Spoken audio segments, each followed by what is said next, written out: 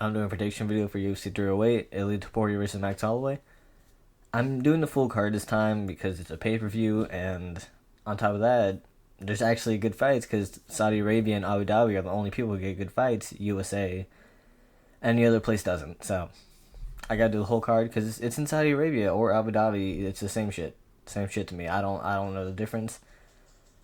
I honestly don't care. Starting off with Renat versus Carlos Leal. I'm going Renat decision. Carlos Leal is stepping in. It's his debut. He's stepping in on short notice, which is all red flags and makes me think, oh, he can get finished. But he's not a scrub. He's not some random guy who's like just coming in. He's fought in PFL. He's got good wins.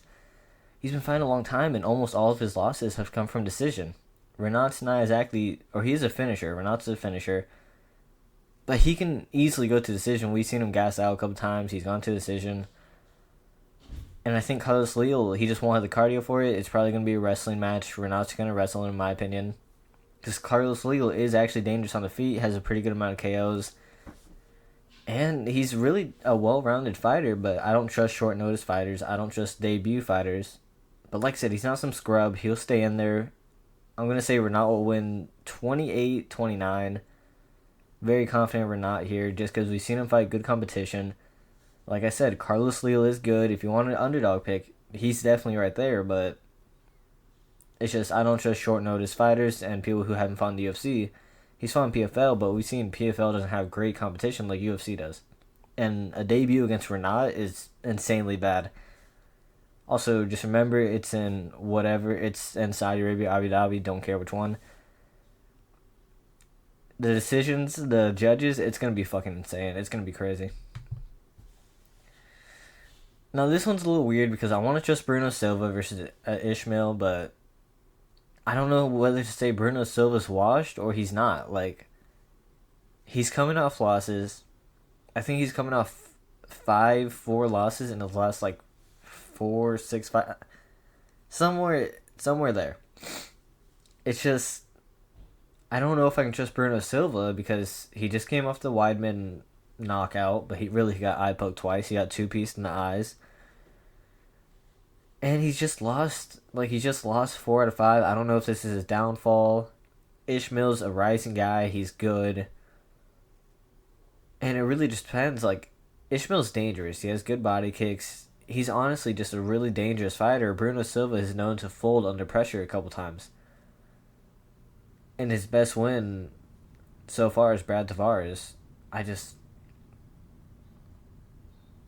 I'm a little stuck on this because I trust Bruno Silva kind of.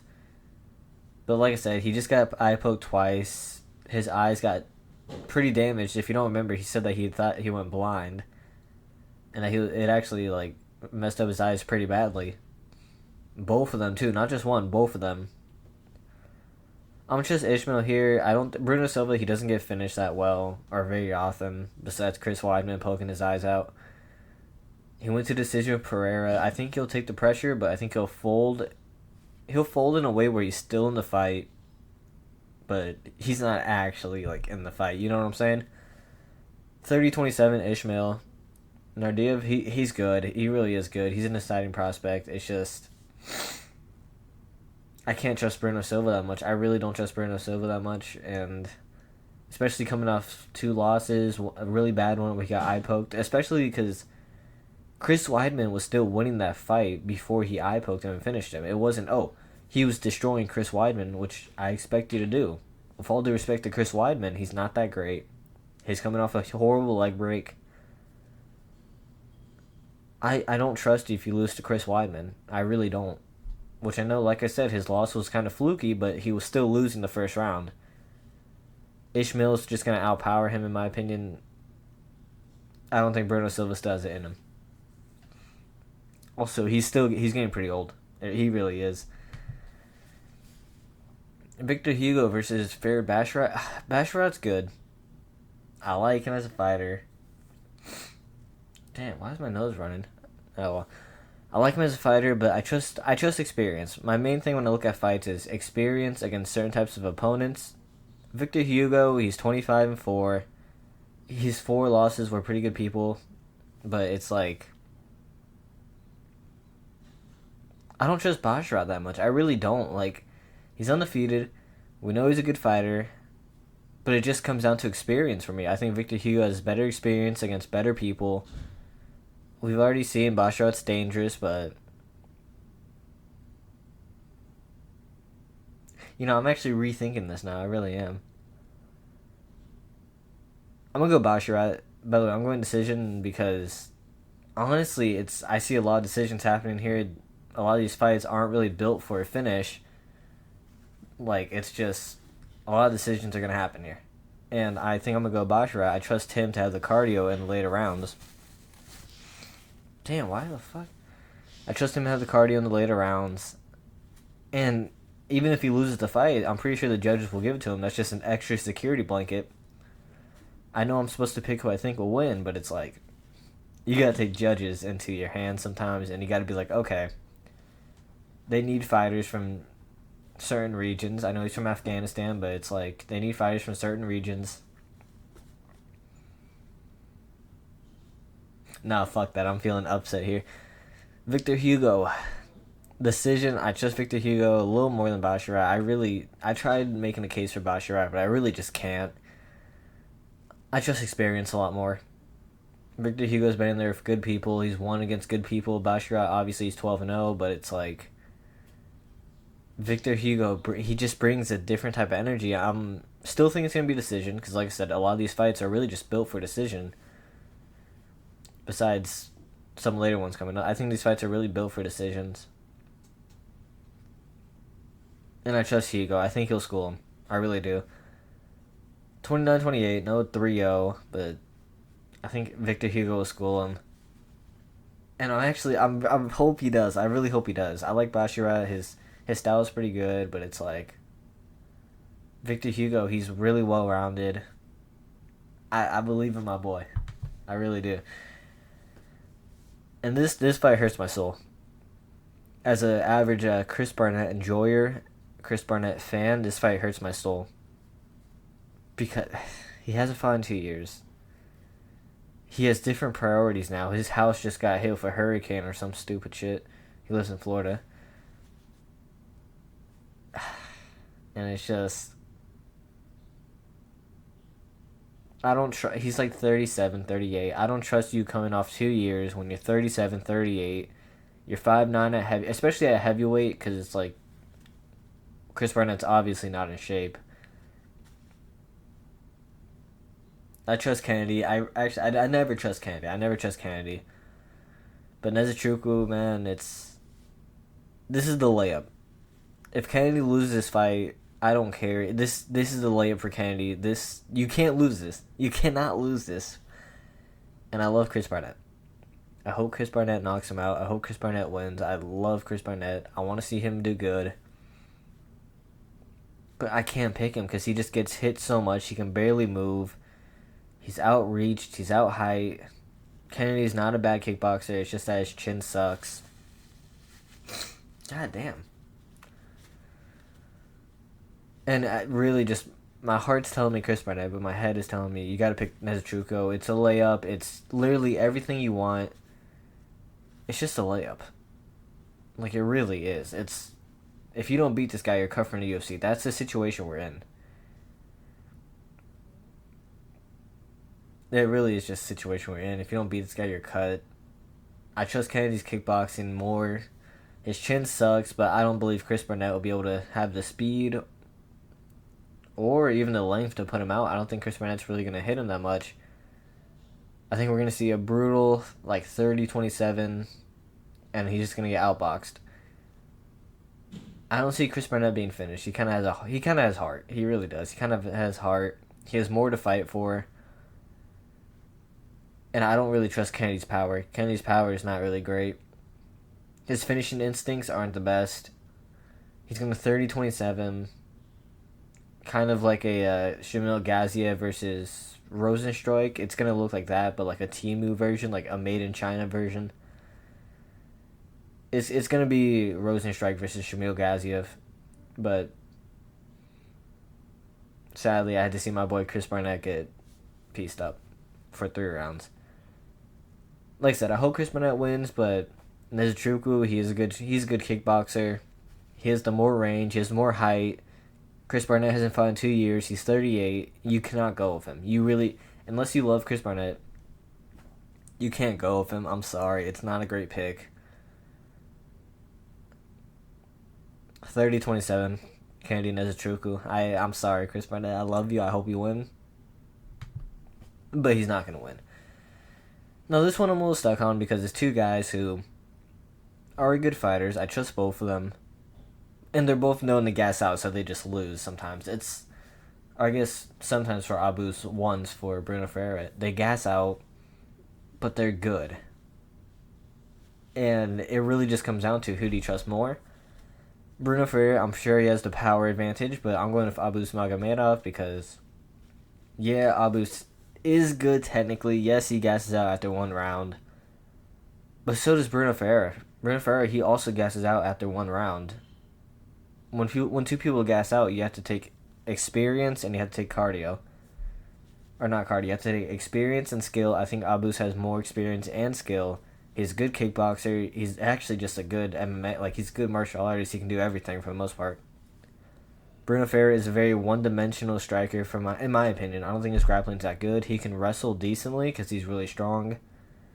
But he doesn't really know what to do on the ground, in my opinion. Maybe a hot take, I don't know. But really, we just haven't seen him do great things on the ground. Most of it's sloppy, and I trust Abus to capitalize in sloppy moments, even when he has cardio. When he's gassed out, I trust him a lot more than Bruno Ferreira. Experience, in my opinion, wins fights when people are gassing out. The same reason I said Brandon Royval would win, same reason I said Fluffy Hernandez will win. It's just, I like experience in those late rounds. They both have experience in third rounds, but Abus has been known. He's gone through the experience of getting beaten up because of his cardio, and he's seen it and said, hey, my cardio is a problem. I know I have to fix it. When someone learns that lesson compared to when someone doesn't learn that lesson, it's like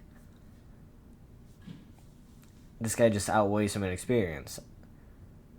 Abus has been shown that he needs to work on cardio. He's lost fights because he just gasses out in the first round. Sean Strickland fight versus him. But Abus is a good kickboxer. I'm praying to God he worked on his cardio here. I think he'll be fine. But Bruno Ferreira has a heart. He has a good chin. And I don't think Abus has the power to knock him out at least cleanly. I don't think Bruno Ferreira will get TKO'd. Because fact of the matter is, if it does happen in the second or third round, they're both going to be gassed. If Abus rocks him, he's not going to go for it. It's going to be a really sloppy fight. Or it might just be Abus boxing him off because Bruno Ferreira is not that great. There's always the chance that Bruno Ferreira might knock him out because he has a lot of power, but if he's swinging for the fences here, I think he's going to lose because he's going to gas out and just get boxed up. Yeah, Abus, I'm going to go Abus. 29-28. He's probably going to lose the first round, but he'll win the last two just based off dedication to getting his cardio better, and he's a better kickboxer in general. He has more reach than him. He has more height than him. Really, he's going to box him up, in my opinion. He's really just going to kickbox him up. Bruno Ferreira has had some technical problems, and I'm going to take the more technical guy here and go Abus. Like I said, I don't want to go mostly decision, but that's kind of UFC nowadays, and on top of that, it's like some of these fights are really just made for decisions. Like this one. So I like Mateus for Rebecca. I think Rebecca's good. He's gotten beaten up a couple times, but I do think Rebecca's good. But I'm going Orablai. Orablai's, in my opinion, a little better. He's also more physically gifted. He has more reach, more height. I think, yeah, he weighs a little more, but Rebecca's kind of bulky. Orablai, we know he's not the best boxer. He took a pretty good fight with Elvis Brenner, but Elvis Brenner's a dog. He's really just a beast. He should have got knocked out way earlier. But Orablai can gas. Which kind of sucks, but I gotta take him. I gotta take his wrestling. The reason he gassed against Elvis Brenner was just because Elvis Brenner was putting it on him sometimes. And it was a really, high volume fight where Elvis Brennan was throwing, he wouldn't let Orabai get a break. And Orabai, if he let Elvis Brennan get a break, Elvis Brennan would probably come back in that fight. Elvis Brennan has knockout power everywhere. And honestly, Elvis Brennan, he's a good fighter. He's a really good fighter. With a lot of heart. He's someone where it's hard to get him out of there. And Orabai kind of dominated that fight for the most part. So, I trust Orabai. He has heart. He has autism, maybe Downs. He's an inbred baby. Mateusz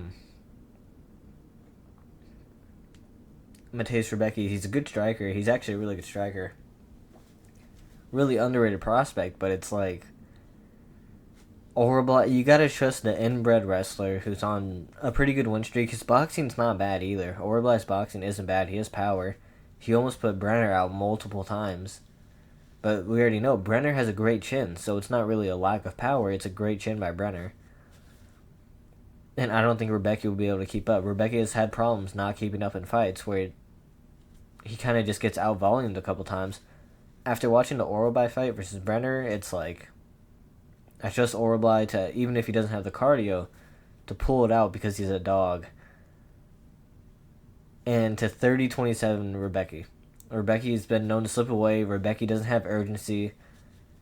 And I don't think he'll be able to handle the grapple of Orabai. I really don't. He'll be probably held against the fence, but I think he'll get taken down against the fence a couple times. And even if the fight's standing, I trust Orabai to not really have the speed. I don't think he'll have the speed to match Rebecki, but he'll have the chin, he'll have the heart, he'll have the volume, and he'll have the drive to do it. I like Rebecki. I think he's really good, but I've seen him get outworked a couple times, and I think Orabai is kind of the perfect guy to outwork him. Bro, my fucking nose is killing me. Okay, this one's also a little weird, because I want to go RDA. Based off the fact that Jeff Neal didn't do anything against Ian Gary. Jeff Neal could have easily beat Ian Gary, and he just stopped throwing. That fight was, despite what Joe Rogan was saying while he was filling his pants for Ian Gary, it's like, that fight was really close. And RDA's like 37, 38. I know Jeff Neal's not the youngest guy either, but like, he's got the power. He's got sometimes the drive. Obviously, like I said, the Ian Gary fight, he could have won, but he just didn't do anything. He took a war to Shavkat. I think he has something to prove. I think Jeff Neal has something to prove here. And we're going to see a little bit of the older Jeff Neal. I like RDA. RDA is an amazing fighter. One of the most underrated people probably ever. He was a good champion at light heavyweight. Or not light heavyweight, for welterweight. Not welterweight, dude. I'm fucking nuts. This is lightweight. Thank you. But he's really undersized against Jeff Neal. He really is. He's really undersized against him. This will all come down to if Jeff Neal can actually push through. RDA's last fight, it was at lightweight against Gamrot, I believe. He knocked down Gamrot, but after that, he just got controlled the whole time. This fight's at welterweight. He's moving up. So I trust he'll have somewhat cardio, but it's like, despite what people may think, it's a huge difference between welterweight and lightweight. It really is. A lot of lightweights will be undersized going to welterweight, which is why they fight at lightweight and they cut down all that weight. Yeah, I want to go Jeff Neal knockout here. Even though RDA, he should have a better chin because he's moving up. And he's on steroids, probably. His fight against Gamrot, he's probably on steroids. I think Jeff Neal has it. I think Jeff Neal has something to prove here. I think he'll knock him out in the second round. I love RDA. He's a great fighter, one of the most well-rounded guys, has a great style. But Jeff Neal, he's just a dog. He's the type of guy I can trust to really just knock someone out, which is why I chose him to beat Ian Gary, which he could have, but he just didn't do shit. He didn't want to do anything against Ian Gary. But I trust him to actually go out there like he used to be. He's probably looking at the Ian Gary performance and thinking, okay, I could have beat this guy. This guy was ass. This guy was actually dog shit. I didn't do anything, and I still almost won. He's probably thinking that, and like, okay, I'm just going to push it next time. Like, I don't want to say RDA is a layup for anybody, but for Jeff Neal, I feel like I feel like Jeff Neal's looking at RDA like, I'm gonna knock you out. I'm supposed to knock you out. You're not as good as me. I got something to prove, and that's why I took this fight. I trust Jeff Neal to get the second round knockout. I don't think he'll flatline him, but I think he'll hurt him really badly, and he'll crumble him and TKO him. So I'm going Jeff Neal, TKO, second round. I trust Jeff Neal to actually look like himself, and to be like, okay, this guy's not as good as me. I need something good after my last horrible fight. He's gonna prove something this fight. I really feel like he's gonna prove something. By the way, this should not be above RDA Jeff Neal. This is disgraceful, but hey, man. I mean, Dana White said that he sees something in Aslan, like Ibo Aslan. So the guy he's fighting, Rafael, he's not bad, but he doesn't have experience. He lacks experience in the UFC. He's 11-0, which isn't bad at all. But that's just the fact of the matter. He lacks experience in the UFC. The UFC is a different thing. He's coming in. I don't remember this is short notice, but for your debut to come in as a main card opener of one of the best cards of the year, probably the best card of the year, or not a main card opener, the main prelim for the best fight of the year. That pressure, it really gets to you. It really does. I could say the same for Ibo Aslan. I don't know how you pronounce his name because I'm not a part of that shit. I'm gonna go Ibo Aslan. I'm just gonna say that. Ibo Aslan, he's really strong. He has a lot of power.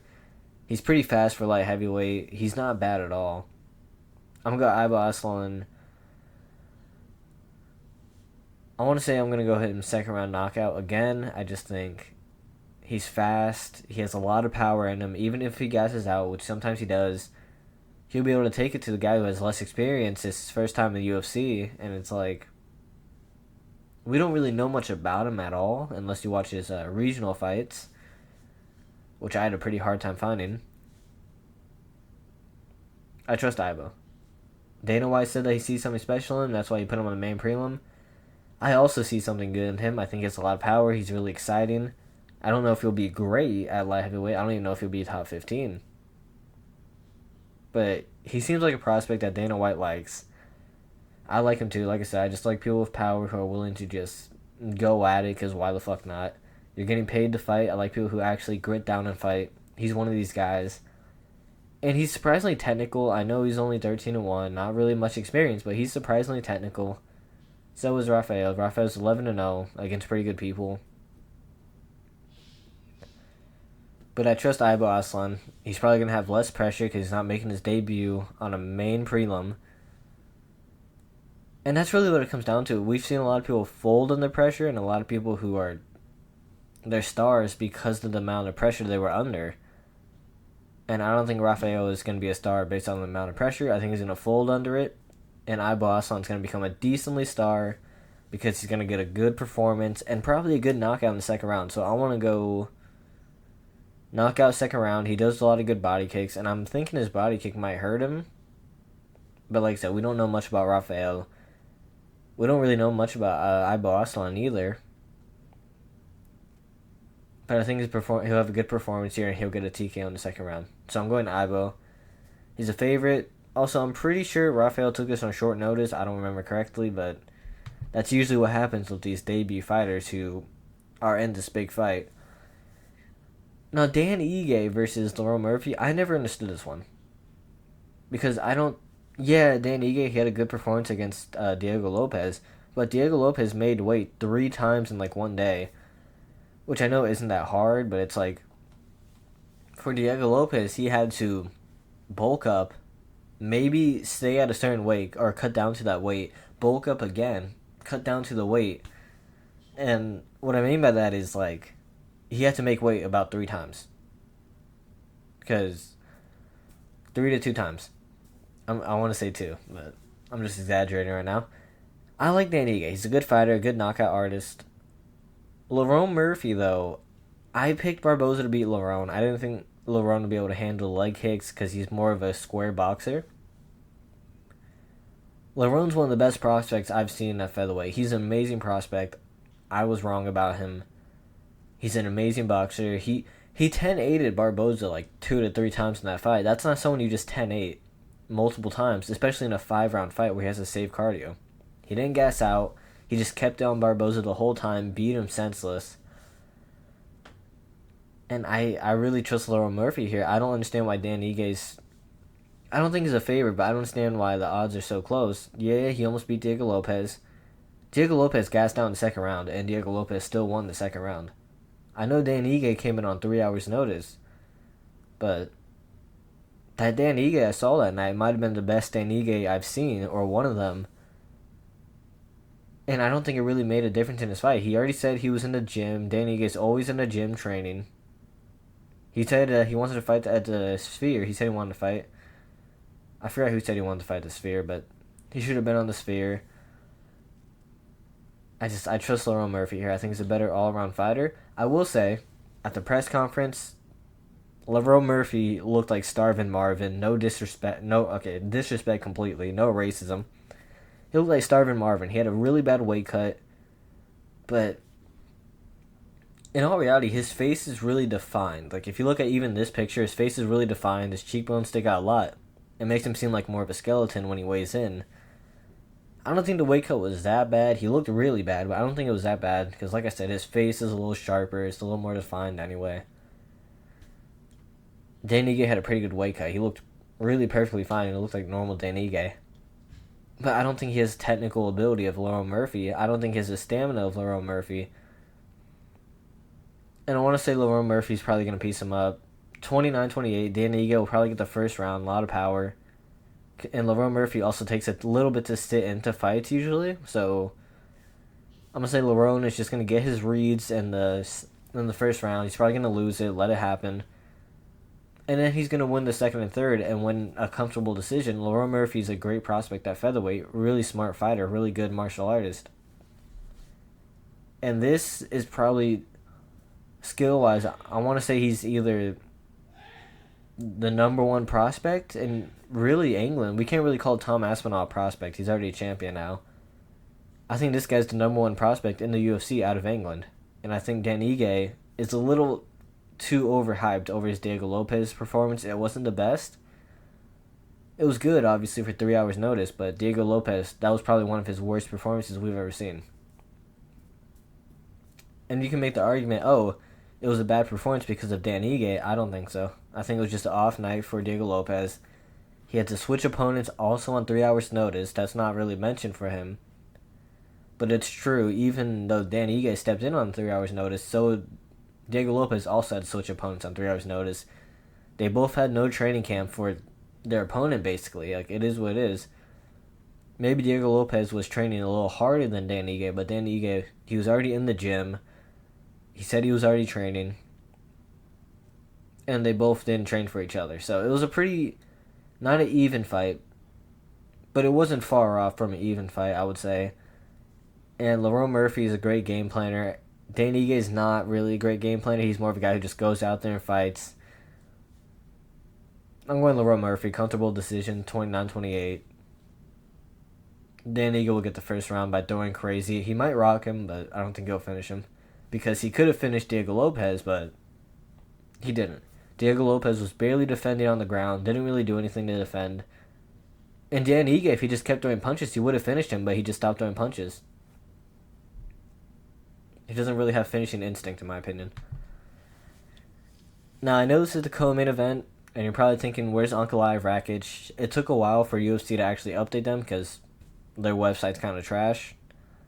So, I'm going to do Ankalaev Rakic as a co-main event, so it's going to be next. So, I waited, obviously, until the last day, which I shouldn't have, but I did. And the press conference was at 5 a.m., so I wanted to make this really early. I actually really wanted to make this prediction earlier. But my sleep schedule's been fucked, because this card is going to have my sleep schedule just messed up completely. I'm going Robert Whittaker. I know Chimaev is great. He's always good in the first round. Robert Whittaker, the reason I was a little concerned is because he crumbles in the third round. Or not in the third round. He crumbles under pressure in the first round.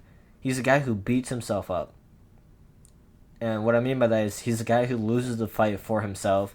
He gives up sometimes. Dricus Duplessis, he kind of crumbled him just based off pressure.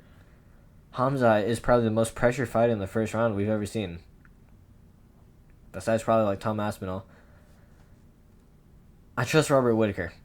After the Paulo Costa fight, and really the Ikram fight, but Ikram, let's say it how it is. He's just not on Robert Whittaker's level. I guess neither is Paulo Costa, but Paulo Costa hit Robert Whittaker, spinning heel kick rocked him, and usually I'd be like, you know what?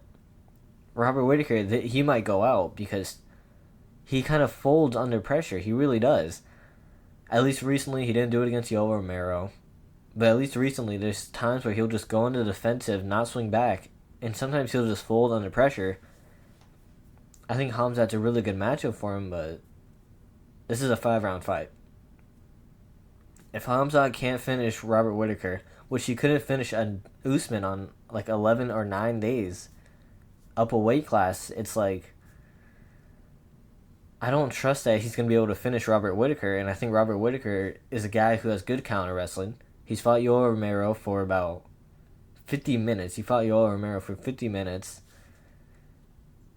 He does good against wrestlers. He really does. The main question here is we've never seen him fight a wrestler like Khamzat where he just goes immediately. Yoel Romero, he explodes. Yoel can flurry in really fast, but he doesn't just go immediately. He doesn't, start the fight, I'm already on you. But I trust Robert Whittaker. I don't think Khamzat Chimaev's the best. He had a draw against Kamaru Usman. Say what you want, he lost the third and second round. He had a war with Gilbert Burns, who I know that one isn't really aging gratefully, but Gilbert Burns was already old at that time. He's older now, obviously. His best win's Kamaru Usman on 9 days and Gilbert Burns. And in my opinion, Gilbert Burns he's a guy who takes wars sometimes. If you look at, I don't want to say Jack Della Maddalena because we saw what he did to Jack Della. He just laid on him for 2 rounds.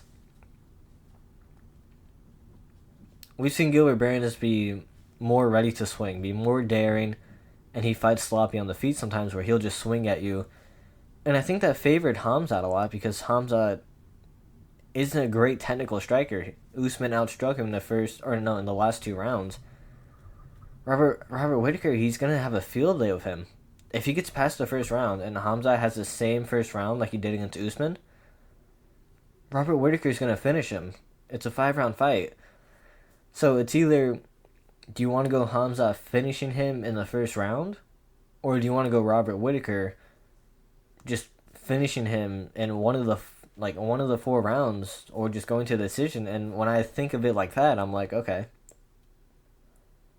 It becomes like a 70-30 fight. There's like a 70% chance, 80% chance Robert Whittaker doesn't get finished in the first round because he's a warrior. He has a different mentality.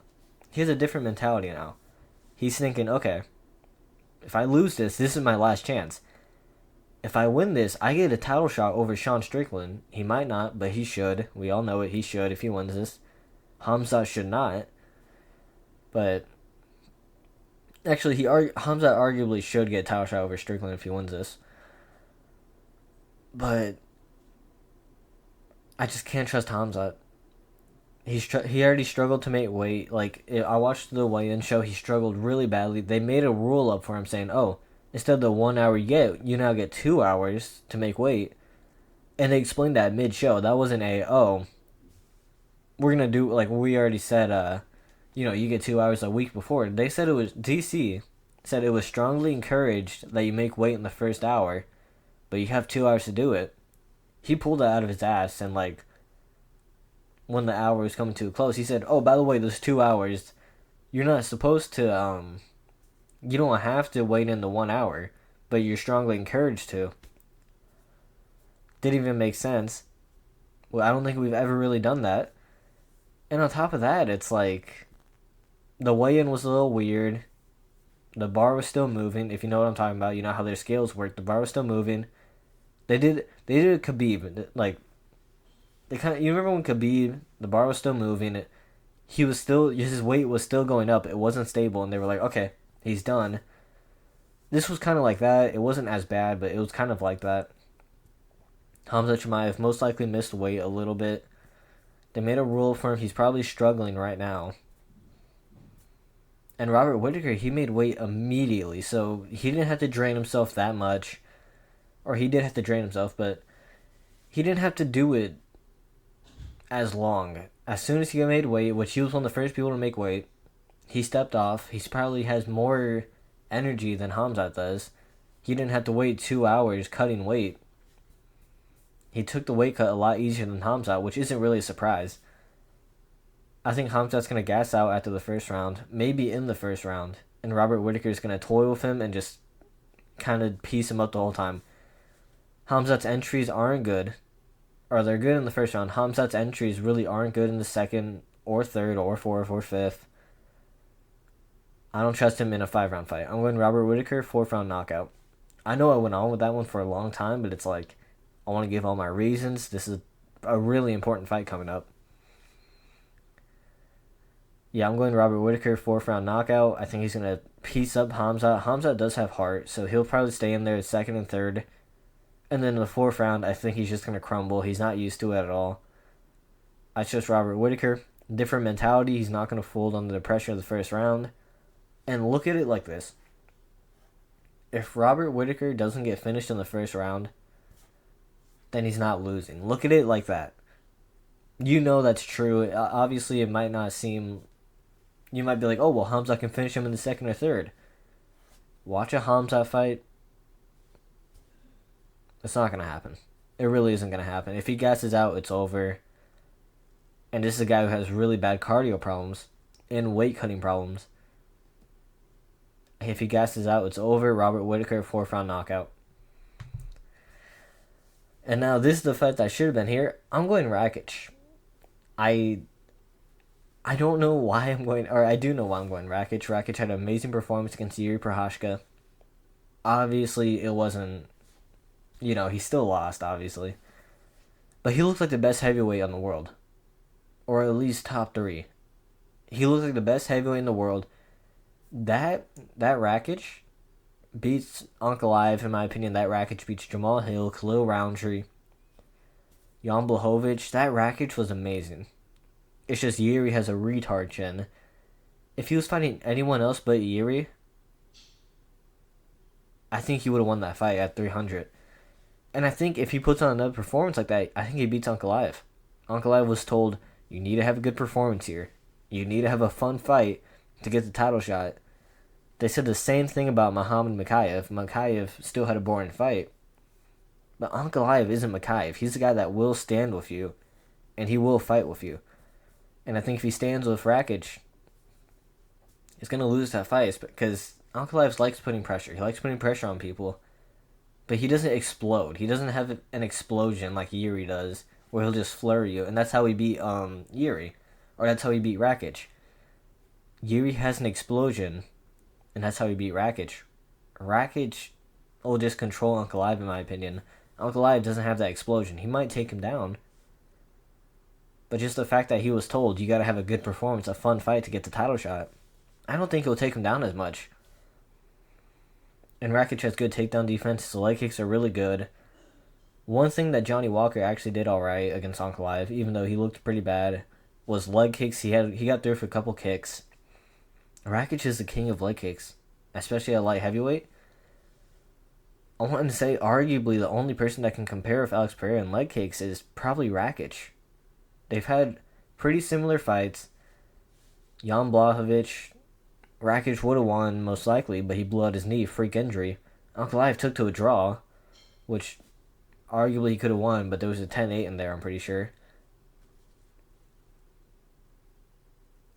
And I was thinking about it. Ankalaev's best win is Johnny Walker. He didn't deserve a title shot, despite what people say. His best win was Johnny Walker. Just let that sink in a little bit. I trust Rakic. I really do. I think Rakic is the 2nd best light heavyweight on the planet. I really trust him. And he's the only guy who's thinking logically. He's the only guy who's like, okay, it's MMA. It's not, oh, I'm striking. Oh, now I'm wrestling. It's MMA. You're doing everything at once. You have to do everything. Ankalaev, he's a guy, I don't know how to explain this. He's a guy who's like, okay, We're striking now. We're striking. Okay, we're wrestling now. Though he's a mixed martial artist, he doesn't mix the martial arts. He's a one at a time guy. And that's where I think Rakic will have the advantage. I don't think Rakic will shoot a takedown, obviously. But he's a guy who thinks about the grappling consistently. He's a guy who has good movement, good leg kicks, good counter striking. And when Ankalaev, he likes to pressure a lot. I'm taking Rakic, best fighter moving backwards. Taking him a decision. He's not going to finish Ankalaev. But I want to see him win 29-28. He'll probably lose the first round, but I think he'll win the second and third. Great game planning. He's really smart. And I trust him. I trust him a lot more. Like I said, if you watch the Yuri Prochazka fight, he looked like the second best light heavyweight on the planet against Yuri Prochazka. And I know that might not seem great because it's Yuri. But you got to remember, Yuri, he would probably beat Ankalaev. Yuri's amazing. He's a great wrestler. His chin's amazing. His striking, he got chinned a lot by Rakic and Alex Pereira. But those are the only two guys who really dominated him striking. That says a lot. That says a hell of a lot. I'm trusting Rakic here. I know Ankalaev's a huge favorite. I know people are saying Ankalaev deserves a title shot. I think Ankalaev will stand with him a couple times, get chinned a little bit. And I think it will be too late for him to shoot takedowns by the time he's chinned. I think he'll stand at the start of the fight. He's going to realize, okay, I can't stand with this guy. I'm going to try shooting a takedown. And I think it'll be a little too late. Rakic has really good movement. When someone's moving backwards towards the cage, it's easier to take them down. But Rakic, he moves backwards a lot. But he does it well to the point where he's not going to be like, okay, I'm just going to move my back to the cage. You're going to pressure me to get a takedown. That's not how he does it. He does it where I'm going to move. I feel the cage. I feel the presence. I'm going to go left or right. I'm going to circle around you. And then I'm going to move back again.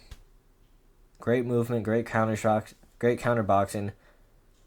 I'm trusting Alexander Rakic. Probably the best underdog on the card. And now this main event. I've been hyped for this fight. Okay, his country's Germany. I just saw that for Ilya. I've been hyped for this fight for a long time. And I'll say there's one thing that killed my hype more than anything, and it was Max Holloway saying, we'll find out October 26th, buddy. We'll find out October 26th. That's the one thing that's killed my hype for this fight over and over again. Because Ilya's over here being like, I'll knock you out. I will knock you out. I'll make you a fan of mine. You had a good run. Your era is over. And Max Holloway saying, I'll give you a cheer, bro, buddy. Like in a Nate Diaz style. It was the most annoying shit ever. And I've been thinking about it. Max Holloway only gets frustrated and he only fights sloppy against people who are in his head. I think Ilya's in his head. I know DC was glazing him on the weigh-in show, being like, I've talked to Max personally. Ilya's not in his head. Max Holloway seems perfectly fine. DC was glazing. Bisping knew it. The whole production team knew that he was glazing Max Holloway. They're friends. He wants to see Max Holloway win.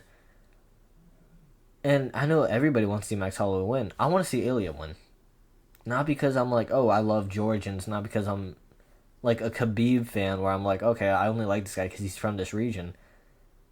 I want him to win because I can't stand the press conference where he's saying, we're going to find out next Saturday night, buddy. I'm going to give you some Cheerios. Do you think you have a donut? I'm going to give you some Cheerios. And I want to see Ilya being like, I'm going to knock this guy out. I'm going to kill this guy. And I know it's corny. It's really corny. But if he gets knocked out, it's the best thing ever. If he knocks someone out, it's a star. He's a star.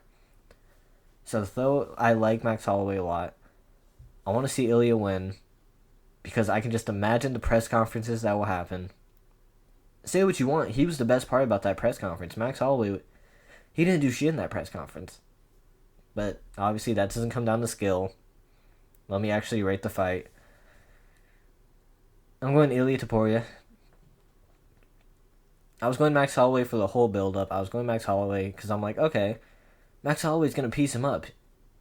Max Holloway is just going to outbox him. He has better movement. But the reach is the same. And when I see someone who's shorter, it's obviously not the best sign. But Max Holloway can struggle with short people, and when the reach is the same, I didn't know that until like 2 days ago. Their reach is the exact same. I trust Ilya. I think Max Holloway will be a little frustrated. He'll make mistakes. And I think he'll actually buy into it. Okay, we're going to strike.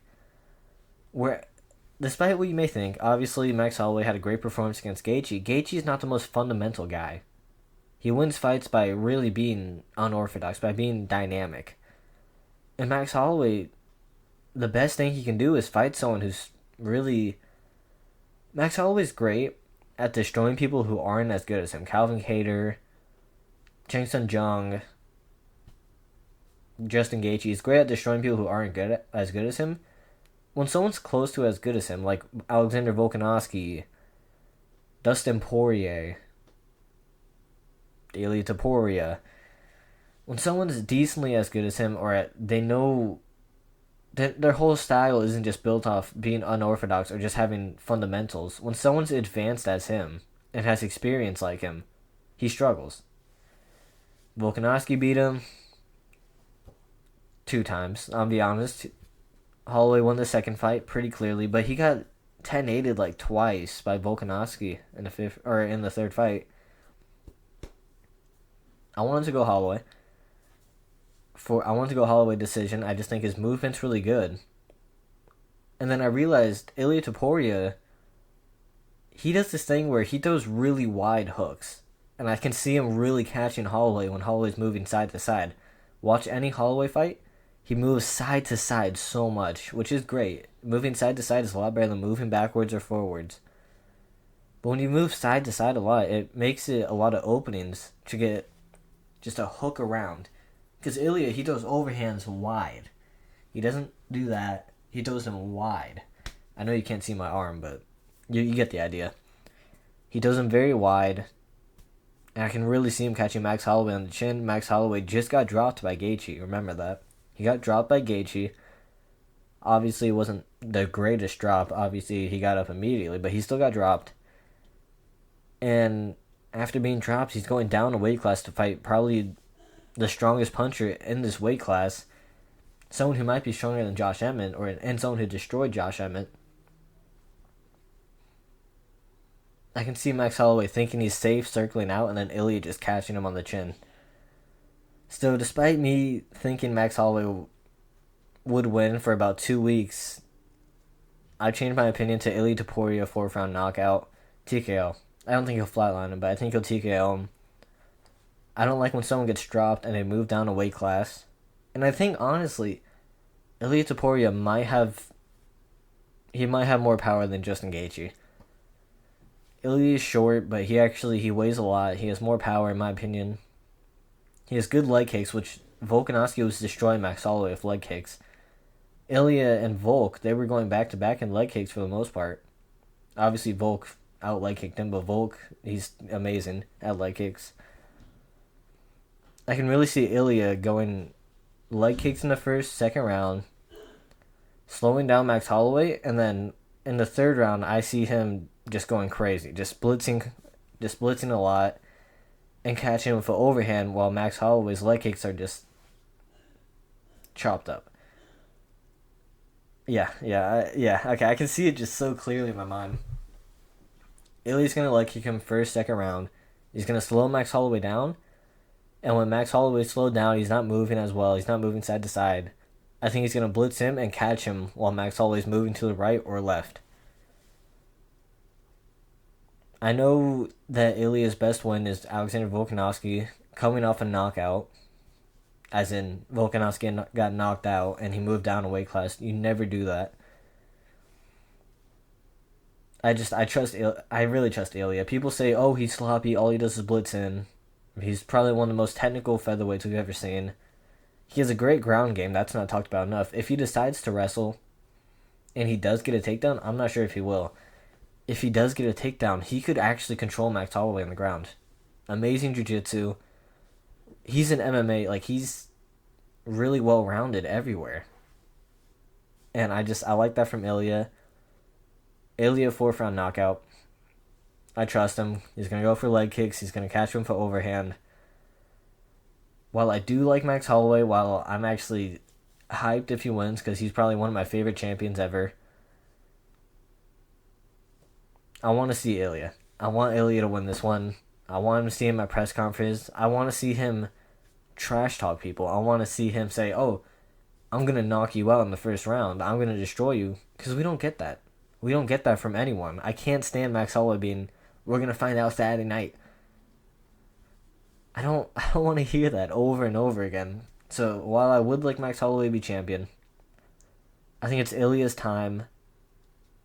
And Ilya is very similar size to Volk. The reason that gave Max Holloway so many problems is because Mike Tyson talked about this very good. And I know I'm waffling on and shit. Mike Tyson said, people talk about the height advantage. No one talks about the height disadvantage. If you're the same height, and if you're taller and you have the same reach as a guy who's shorter, I want to go with the shorter guy because he's going to be able to get in there and you're not really going to piece him up. What the short guy usually needs is to get on the inside, right? When you have the same reach, it's pretty easy for him to get on the inside because you're not going to be striking at him from range. I know people are saying, "Oh, Max Holloway, he's going to just strike at him from range, outbox him, jab him up." They have the same reach. Ilya can get in there pretty fast. But basically what Mike Tyson was saying is no one talks about the height disadvantage. If a guy's tall and he's used to throwing up here, which he was against Gaethje, it's harder for him to find the head because he has to strike downwards. It's a lot harder for him to find the head. It's a little different.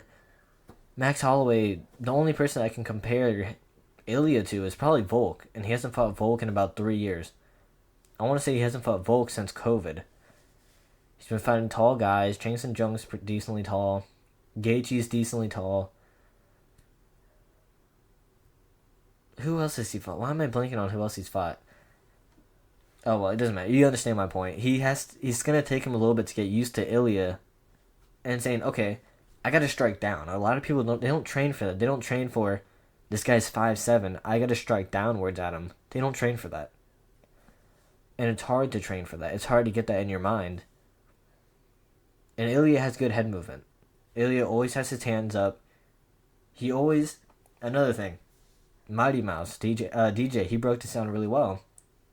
Ilya will throw, but his hand's right here, so he can just transition back easily. He's always right here. He moves left to right. Never has his hands down, and that's what I like about Dricus. Dricus always has his hands up. He's disciplined to have his hands up. Ilya always has his hands up. He's not going to get knocked out. And the more I explain it, the more I like Ilya's chances. Especially knowing that the reason Max Holloway struggled against Volk was because he got hit with many leg kicks, but because it's also harder to check someone when they're not the same size as you. Because they're kicking a little lower. So you think, okay, I just got to do this. I'm moving my leg. You can't see that, obviously. You think, oh, okay, I just got to move my leg. It's harder to check someone when they're lower. It really is. Max Holloway struggles against height. He struggles against height. I don't think he'll find his range as much as people think he will. And he doesn't even have the range advantage. I was leaning Max, but the more I looked into it, Ilya second round TKO. Yeah, I'm very confident about that. Like and subscribe if you enjoyed it. If you make money, give me 10% type shit. I gotta take a fat shit. I've been holding it since like the 20-minute mark. I appreciate all the support. I really do.